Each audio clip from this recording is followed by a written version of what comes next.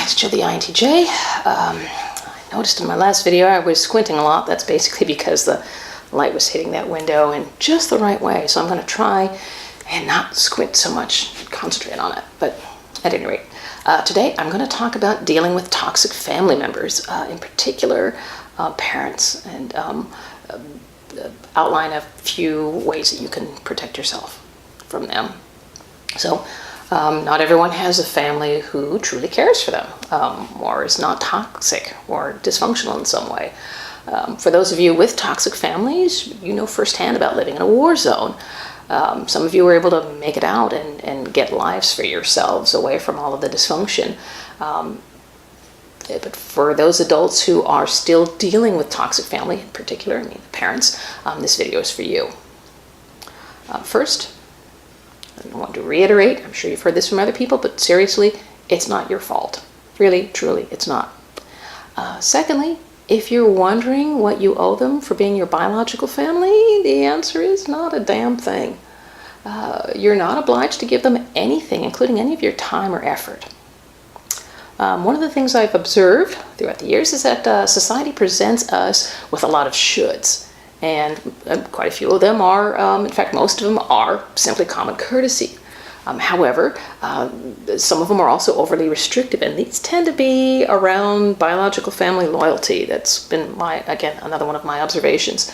I've heard and read horrific stories from people who grew up with abusive parents, and in adulthood, they grapple with what they think is their obligation to these people. And there are a lot of these I have to assumptions. And they feel guilty because they think if they don't do what their parents want them to do, and it's usually some kind of a mind game, they feel guilty. The thing is, you don't have to do anything. Really, make this your mantra if it helps.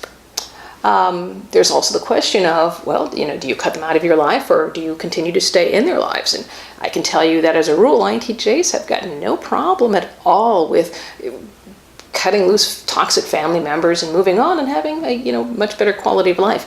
However, that being said, realize not everybody's an INTJ. It's not easy, not as easy, and for some people, it's not a valid choice for them.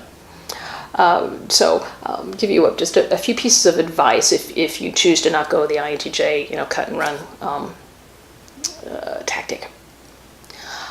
First is the reason your family, your parents in particular, can still push your buttons so effectively is because they have crafted those buttons and they have been honing them since you were born. So don't beat yourself up if they're still able to really get to you.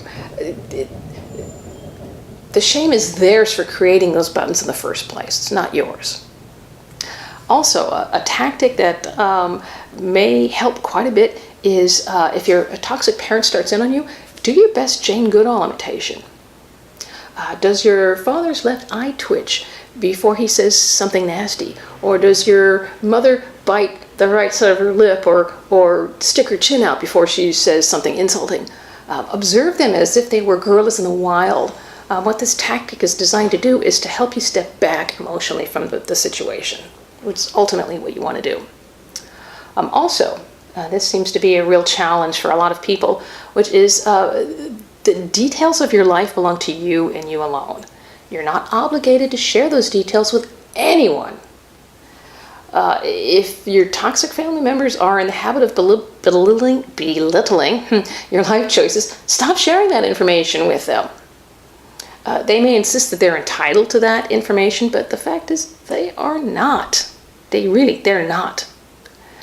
Ultimately, what this has all been about is about if you're unable to or unwilling to remove yourself physically, remove yourself emotionally. Most toxic people make it their life's work to get an emotional response from their chosen victims. Don't let them have it. Join a support group, see a therapist, do whatever it is necessary to get some emotional distance between you and them, including trying that Jane Goodall tactic. If you decide ultimately that it is necessary to remove yourself physically from their lives, and as a result